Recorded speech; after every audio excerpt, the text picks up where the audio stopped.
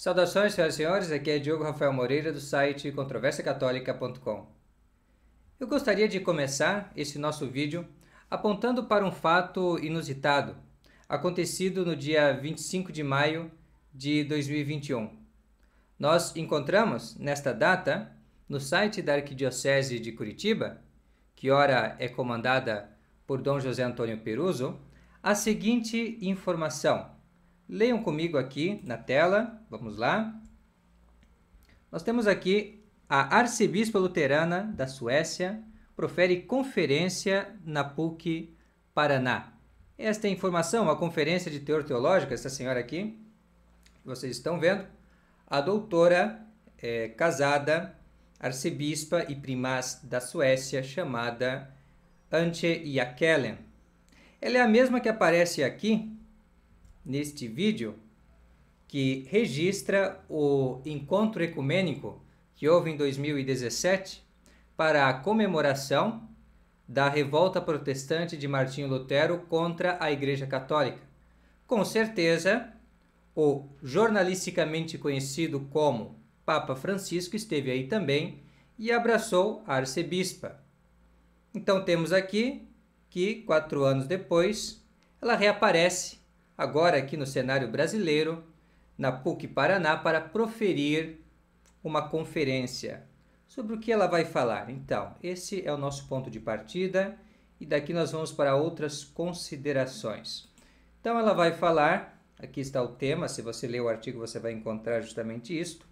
Ela vai falar sobre os 5 tóxicos P's e seus remédios. Considerações teológicas para uma era digital. P's. P's é o início das palavras de que ela vai se servir, que são justamente o que ela vai chamar de um coquetel tóxico, um coquetel perigoso de ingredientes tóxicos. Quais seriam eles? Seria polarização, populismo, protecionismo, pós-verdade e, claro, não poderia faltar, lembramos, é uma mulher que está falando, patriarcado. Esses são, então, aquilo que ela vai chamar de coquetel perigoso de ingredientes tóxicos. Eu penso que é bastante questionável este coquetel de que ela está falando, esta teoria dos P's. Mas eu não vou deixar de me servir dela, de um certo modo, para poder falar de um outro coquetel perigoso. Também vamos falar aqui, então, de alguns tóxicos P's, que se referem não ao discurso que ela fez, mas à situação em que ela está, em que Dom Peruso está, em que, enfim, a PUC Paraná está. Então, essa situação embaraçosa de você ostentar um nome cristão ou um nome católico, mas na realidade está muito fora disso. E é o que nós vamos demonstrar neste vídeo partindo desta notícia. Então, os P's que eu sugiro para nós refletirmos são 7. Ela falou de 5, eu falarei de 7. São esses aqui. Pastora protestante pregando na PUC Paraná com a permissão de Peruso. Esses são os 7 tóxicos P's. Os últimos 4 P's na PUC Paraná com a permissão de Peruso, eles são muito reveladores da espécie de cristianismo que está a promover o suposto arcebispo católico da Arquidiocese de Curitiba.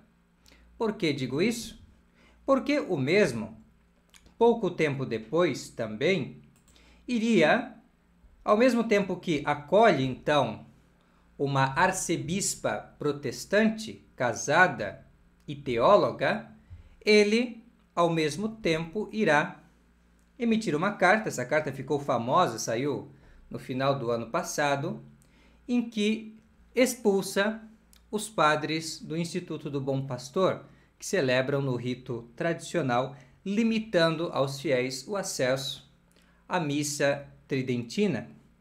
É curioso que a doutora Jackelén, ela celebra uma missa muito parecida com a missa do arcebispo de Curitiba, a missa nova.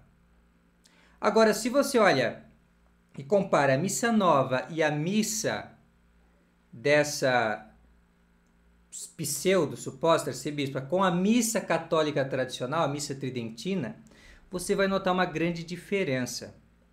Essa é uma diferença que não é meramente acidental, é uma diferença essencial, é uma diferença teológica, uma diferença de religião. E por isso você vai ver então Dom Peruso não tratar muito bem as pessoas que professam um catolicismo tradicional, enquanto que, para ele, não há problema em uma arcebispa protestante da vertente luterana vir até a sua diocese proferir uma conferência, me parece até que foi via internet, está bem?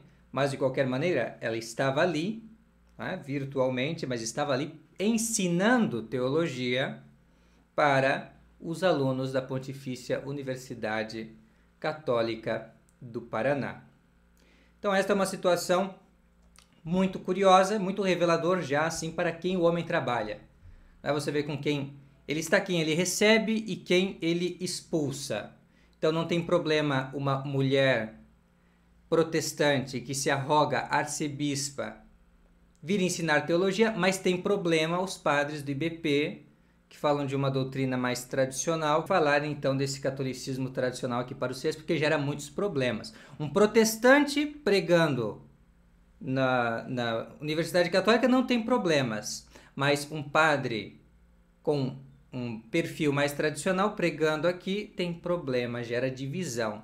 Um cisma de 500 anos que abalou a igreja na Europa não gera muito problema, mas agora uns padres que estão querendo celebrar um rito antigo gera problema. Então aí você já vê um pouco para quem ele serve. Talvez nós podemos pensar que ele não vê muita dificuldade, né, em acolher uma mulher arcebispa, porque ele já está com seus outros colegas preparando o caminho, esse caminho sinodal, para então poder haver, por que não, se você já pode ter mulheres fazendo tantas coisas que os homens fazem, que somente os homens faziam antigamente, se você pode permitir isso, por que não, quem sabe, diaconisas, sacerdotisas, episcopisas ou bispas e papisas, por que não? Então, é algo natural que as coisas corram assim, até pela influência de João Paulo II, que certamente sofre este pobre homem, que se arroga, que diz ser o arcebispo de Curitiba. Muito bem, pode até ser arcebispo, mas católico, muito difícil, porque nós vamos ver que os outros 3 tóxicos P's revelam a ligação que há entre os protestantes e os modernistas. É sobre os primeiros P's, afinal, que eu quero falar principalmente nesse vídeo. Pastora protestante pregando. É isso que nós vamos falar. Aqui, próximo da minha casa, existe uma seita protestante. E nessa seita protestante, à noite, muitas vezes eu quero gravar os meus vídeos, é um pouco difícil fazer isso. Às vezes, por quê? Porque tem mulheres gritando, né, ali, dizendo que estão pregando, gritando em alta voz. E aí eu sempre penso, como essas pessoas podem dizer seguir a Bíblia, se em várias passagens da Sagrada Escritura é evidente que uma mulher não pode fazer esse tipo de coisa? Aí então o que acontece? Eu me lembro que são protestantes. E os protestantes, para falar a verdade, seguem a Bíblia coisa nenhuma. Eles seguem os seus preconceitos e as suas ideias tortas. Eles não seguem a Bíblia. Na verdade, eles seguem algo da Bíblia que lhes favorece e justifica o seu protesto. Mas é só aquilo, o resto ele faz da sua própria conta. Então, não admira que protestantes estejam fazendo coisas contrárias à própria Bíblia. Até porque eles já fazem coisas até muito mais graves, como, por exemplo, a questão dos sacramentos, que está ligada intimamente à nossa salvação. Não são os protestantes que, ao ler Nosso Senhor falando clara e distintamente, este é o meu corpo, este é o meu sangue, não são eles que dizem que é figurado? Não são eles que dizem que é simbólico? Ou quase isso? Não é isso que eles fazem? Então, não nos admira que os protestantes estejam agora tendo como simbólico, tendo como sentido figurado aquilo que é a condição das mulheres como exposto na Sagrada Escritura. Qual é o papel da mulher, o que a mulher deve fazer, o que a mulher não deve fazer para se salvar.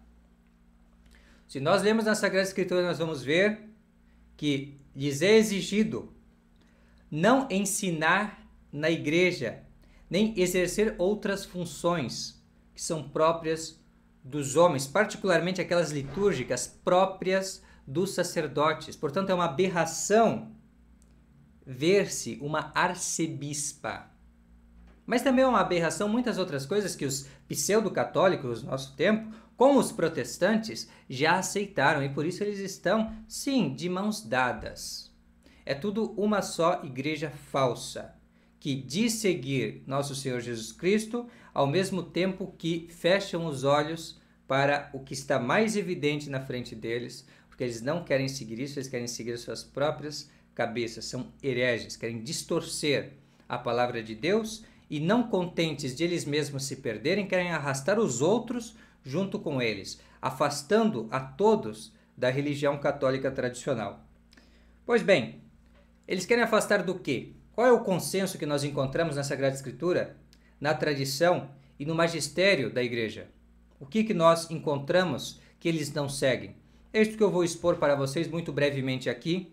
Isso já vai preparar o nosso próximo vídeo a respeito das doutoras da Igreja. Então, o que eles não seguem, o que eles rejeitam, é o ensinamento de São Paulo Apóstolo, também é o ensinamento de toda a Sagrada Escritura, mas precisamente na primeira epístola a Timóteo, capítulo 2, versículos 12 a 15, nós vamos encontrar esse ensinamento exposto com as devidas razões e até vamos recorrer a um comentário que procura articular este ensinamento de São Paulo com outras passagens da Sagrada Escritura, para que nós possamos ter uma visão total. Mas esta passagem aqui é fundamental porque ela deixa claro o ensinamento bíblico sobre a situação da mulher no Novo Testamento, ou seja, aqui nesta aliança de Deus com os homens, feita entre nós e nosso Senhor Jesus Cristo. Então assim diz o apóstolo: pois eu não permito a mulher que ensine, nem que tenha domínio sobre o marido, senão que esteja em silêncio, porque Adão foi formado primeiro, depois Eva, e Adão não foi seduzido, mas a mulher foi enganada em prevaricação. Contudo, ela se salvará pelos filhos que der ao mundo, se permanecer na fé e caridade, em santidade junta com a modéstia. Como esta passagem se liga com as demais passagens e também como que os santos padres antigamente explicaram esta passagem, isso nós aprendemos lendo muitas vezes os comentários dos exegetas, os intérpretes católicos, que procuram justamente mostrar como um trecho da Sagrada Escritura se concilia com os demais e ao mesmo tempo é exposto de uma maneira autorizada pelos santos padres, os autores mais antigos do cristianismo. Então, para que nós possamos ter um retrato desse ensinamento tradicional da Igreja, eu gostaria de citar um exegeta beneditino muito celebrado, chamado Dom Augustin Calmet. Ele escreveu no século XVIII, fez um extenso comentário a toda a Sagrada Escritura, tem um dicionário bíblico também muito famoso. Nós temos esse material ali na nossa biblioteca de Sagrada Escritura, exclusiva para os membros do nosso canal, e falamos muito sobre o Padre Calmet e a sua contribuição. Mas aqui nós vamos resumir o seu comentário a esta passagem que eu li de São Paulo. Eu também vou apresentar o texto em forma de publicação ali no nosso site, esse texto completo tirado da obra do Padre Augustin Calmet, nesse contexto aí desta passagem. Então, ele vai notar primeiramente que a mulher não deve ensinar em público, ou seja, nas reuniões da igreja, ou então onde há homens presentes. Então, ela não deve ensinar nessas ocasiões. O que não impede que em comunidades religiosas, por exemplo, conventos de freira, uma mulher que tenha mais capacidade ensine as outras. Isso não é problema. Também não é problema, por exemplo, uma mulher em lugares onde os homens não podem estar, né, como lugares reservados somente para mulheres, ali ensine o Evangelho de nosso Senhor Jesus Cristo às demais mulheres. Isso acontecia no começo da igreja, por exemplo. Os apóstolos eles sempre eram acompanhados de mulheres piedosas que podiam fazer esse trabalho, né? Além de lhes dar assistência em matérias domésticas, elas também ajudavam na evangelização, porque elas podiam ir a lugares onde eles não podiam ir. E também a mulher pode ensinar em particular, sobretudo aos seus filhos e aos seus criados domésticos, pessoas, né, que são empregadas dela. Ela pode também aproveitar a ocasião, né, no caso dos criados, e sobretudo deve ensinar a religião católica aos seus filhos. Então aí é um contexto em que ela realmente não só pode, como também deve ensinar o Evangelho. Também, claro, se o marido, por exemplo, não for católico, ela pode igualmente ensinar. Como aconteceu no Novo Testamento, nós vemos Priscila ensinar ao seu marido, ele que era muito entendido de outras coisas, mas não conhecia Jesus Cristo. Então, nesse contexto, é realmente possível a mulher ensinar, mas nunca de uma forma solene e pública. Isto é reservado para os homens. Assim, por exemplo, nós vemos que na primeira epístola aos Coríntios, São Paulo proíbe mesmo as mulheres que têm o dom da profecia e da interpretação das Sagradas Escrituras de ensinar publicamente na igreja. Ele pede que elas vistam véu e fiquem em silêncio, ainda que tenham recebido um dom extraordinário de Deus. Esse dom extraordinário elas devem utilizar na esfera privada e sempre sob a direção eclesiástica, mas não em público, ensinando na igreja como faz essa arcebispa aí, essa arcebispa da Suécia. Não deve fazer isso. É disciplina inviolável, diz o padre Augustin Calmet, que sempre foi observada nas igrejas católicas. Non permittitur mulier in ecclesia loqui, sed nec docere, nec ilios virilis muneris sortem sibi vindicare. Assim diz Tertuliano, citado pelo padre Calmet. Não é permitido à mulher falar na igreja e nem ensinar, nem sequer exercer qualquer outra sorte de ofício viril, ofício masculino. Não pode nem sequer reivindicar para si qualquer sorte de ofício reservado ao homem, ofícios litúrgicos, por exemplo, e o próprio ensino público da doutrina cristã. Mas entre os hereges, isso é interessante, porque aí nós vemos onde ou com quem que nós estamos lidando. Entre os hereges lá desde a antiguidade, as coisas eram diferentes.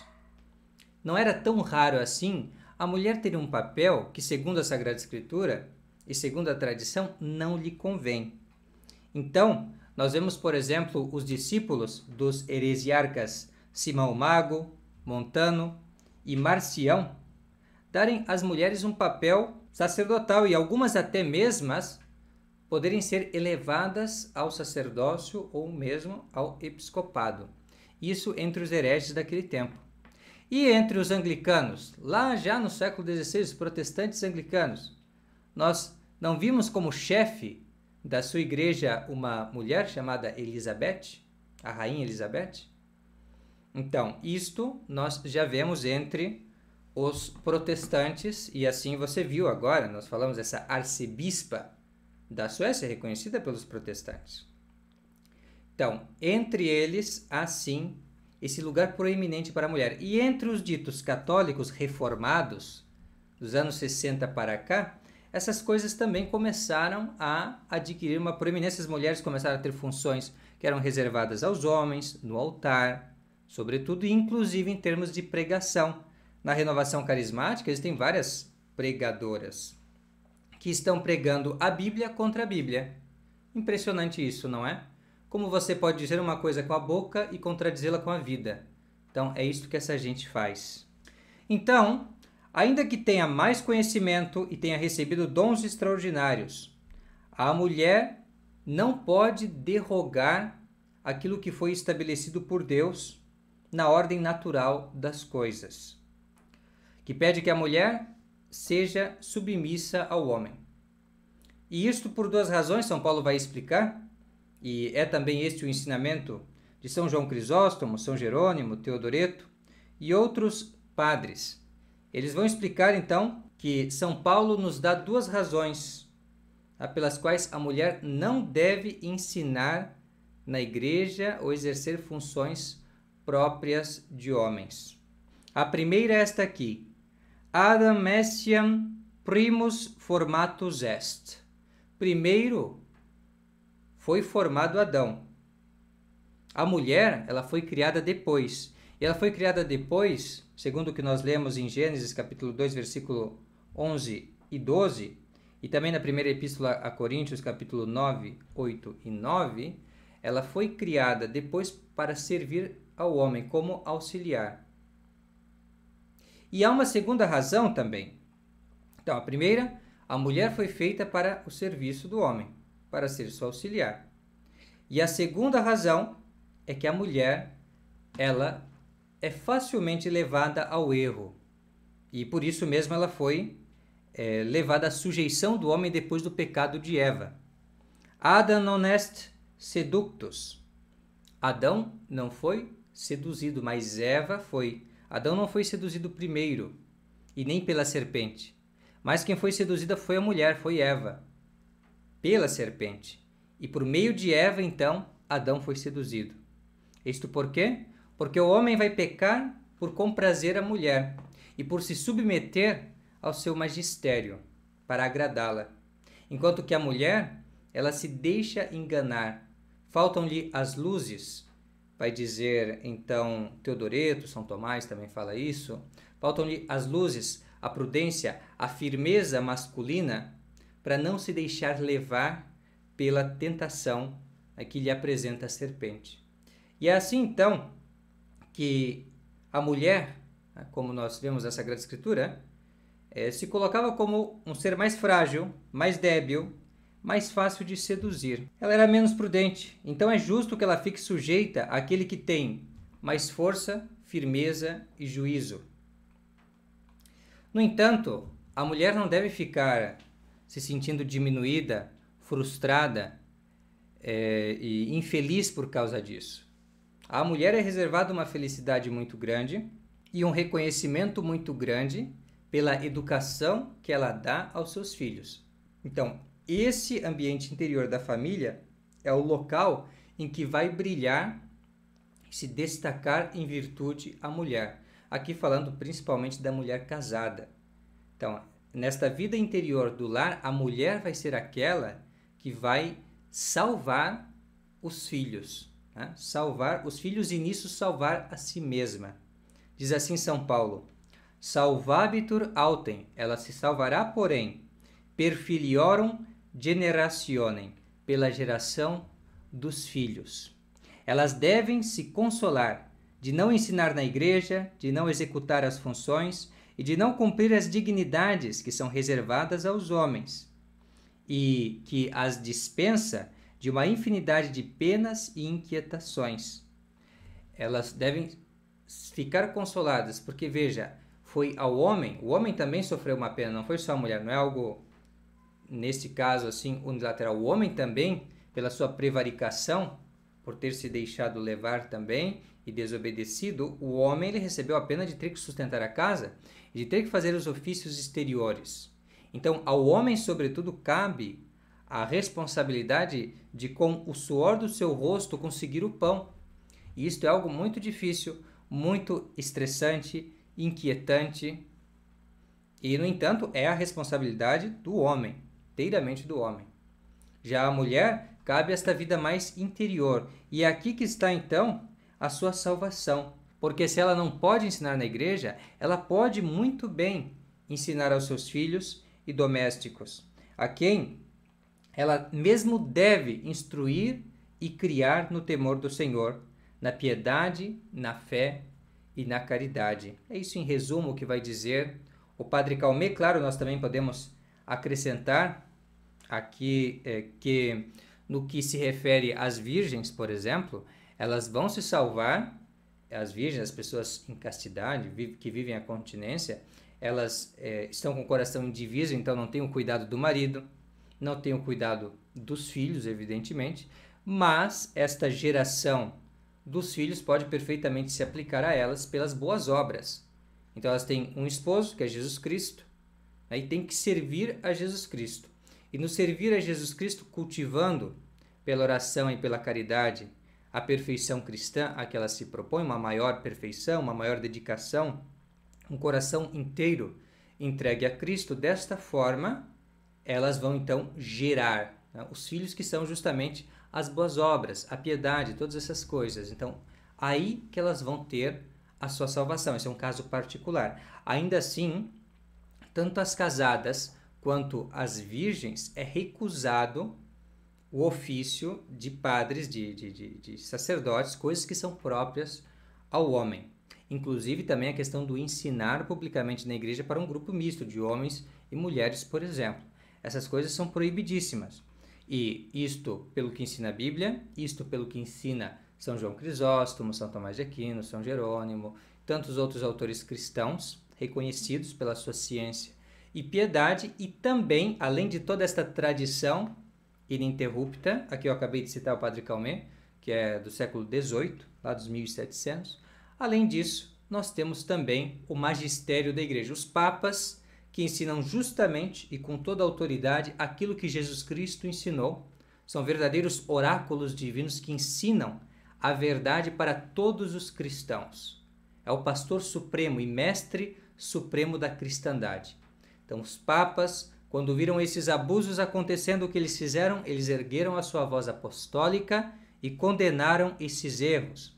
Então, nós vamos ver, por exemplo, o Papa Bento XIV, em 1755, dizer o seguinte em uma carta aos orientais. O Papa Gelásio, em sua 9ª carta, capítulo 26, aos bispos de Lucânia, condenou a má prática que havia sido introduzida de mulheres servindo ao sacerdote na celebração da missa. Como esse abuso havia se espalhado para os gregos, Inocêncio IV o proibiu estritamente em sua carta ao bispo de Tusculum. As mulheres não devem ousar servir no altar. A elas deve ser totalmente recusado este ministério. Nós também, diz o Papa Bento XIV, proibimos esta prática com as mesmas palavras em nossa Constituição Etsi Pastoralis, seção 6ª, número 21. Bento XIV, a Late Sunt, 26 de julho de 1755. Isso sobre a questão de mulheres exercendo funções litúrgicas, mas também foi falado lá em 1930, já não faz tanto tempo, não fazem 100 anos, o Papa Pio XI ergueu a sua voz para dizer como que as coisas devem ordenar-se de uma maneira hierárquica no seio da família, de modo que a mulher, ela deve, como ensinou São Paulo, estar submissa ao seu marido. Então, eis o que ele vai dizer numa famosa encíclica de 1930. Ele fala assim: finalmente robustecida a sociedade doméstica, ou seja, a família, com o vínculo desta caridade, é necessário que nela floresça o que Santo Agostinho chamava a hierarquia do amor, a qual abrange tanto o primado do homem sobre a mulher e os filhos, como a diligente submissão da mulher e sua rendida obediência, mandada pelo apóstolo com estas palavras: as casadas sejam sujeitas a seus maridos, como ao Senhor, porque o homem é a cabeça da mulher, assim como Cristo é a cabeça da igreja. Epístola aos Efésios, capítulo 5, versículo 22 e 23, citada por Pio XI na Casti Connubii, número 10. Então, vejam que este é o ensinamento da Bíblia, este é o ensinamento da tradição, este é o ensinamento do magistério católico verdadeiro, tradicional. Agora, é este o ensinamento de Dom Peruso? É este o ensinamento dos bispos modernistas em geral? É este o ensinamento do Papa Francisco e de outros papas pós-conciliares? É este? Claro que não. Eles pregam a doutrina que foi sobretudo divulgada por João Paulo II. Isso já começou com Paulo VI, nós vamos falar. Já começou com essa questão de doutoras da igreja, mas isso é matéria para o próximo vídeo. Aqui vamos falar sobre esta questão, então, que mudou, foi um giro de 180 graus que aconteceu a doutrina católica mudou essa questão de que a mulher não pode ensinar, não cabe à mulher ensinar, não cabe à mulher também exercer funções sacerdotais na igreja. Então, como que essa coisa mudou? Isso mudou sobretudo pela influência e atividade de João Paulo II, que abriu tudo. Abriu o altar para as mulheres, permitiu que elas ocupassem postos nas universidades católicas, permitiu que ensinassem, pregassem por aí, tal como acontece nas igrejas protestantes. Ele só não chegou ao ponto da arcebispa, da papisa, porque, bem, não era o tempo ainda. Mas agora, olha só o sínodo. O sínodo está abrindo caminho para isso. Mas isso é apenas uma consequência de um desvio inicial. E aqui que nós vamos ver, então, como que, com João Paulo II, Paulo VI também, mas aqui vamos dar como exemplo 2 textos de João Paulo II, como foi sendo deturpada essa doutrina católica, que nós vemos na Casti Connubii de Pio XI e na Late Sunt de Bento XIV. Então, o que diz João Paulo II? Ele vai falar o seguinte: hoje estou apelando a toda a comunidade da Igreja para que favoreça de todas as maneiras a participação das mulheres em sua vida interna. Em grande parte, esta participação incluiria simplesmente a implementação de funções existentes abertas às mulheres, incluindo o ensino de teologia, formas aprovadas de ministério litúrgico, inclusive serviço no altar, conselhos pastorais e administrativos em várias instituições da Igreja, cúrias e tribunais. João Paulo II, audiência em Castel Gandolfo, 3 de setembro de 1995. Então, exatamente o oposto do que ensinou o Papa Bento XIV, mas note, João Paulo II ele não só se opõe ao ensinamento de que não pode haver mulheres servindo como coroinhas no altar, não só. Ele também se opõe à própria constituição hierárquica da família. Ele vai se opor ao Papa Pio XI na sua encíclica Casti Connubii, quando em uma outra encíclica sobre a dignidade da mulher, o nome da encíclica é justamente Mulieris Dignitatem, no número 24 ele vai dizer o exato oposto do que o Papa havia ensinado e do que é a doutrina da Sagrada Escritura, da tradição e do magistério católico tradicional. Então, ele vai dizer isso. Mas enquanto na relação Cristo-Igreja, a submissão é só da parte da Igreja, na relação marido-mulher, a submissão não é unilateral, mas recíproca. E isto está escrito ainda com um ponto de exclamação. Muito curioso isso. Esse documento aqui aparece com ponto de exclamação. E é curioso que você não acha em português a Casti Connubii. Não é fácil de achar em português no site do Vaticano. Pode até haver, mas eu pelo menos não consegui localizar facilmente. Como consegui localizar a Mulieris Dignitatem? Por quê? Porque a prioridade é o ensinamento atual. É um ensinamento adulterado, é um ensinamento revolucionário, que transforma então a família agora em um lugar em que um é submisso ao outro. Como vai funcionar isso? Como vai funcionar um governo unitário de uma família se o marido é submisso à mulher e vice-versa? Quer dizer, e aí? Como é que se vai resolver um problema ou caminhar em uma direção? Esta loucura pós-moderna é uma pregação inovadora, é uma coisa que não tem um respaldo, nem na razão, nem na Sagrada Escritura, nem na tradição, nem no magistério da Igreja. É uma invenção de João Paulo II e de outros hereges, inspirados nesses protestantes, que já têm até arcebispa. Eles só não têm papisa porque eles não reconhecem, mas senão teriam papisa também.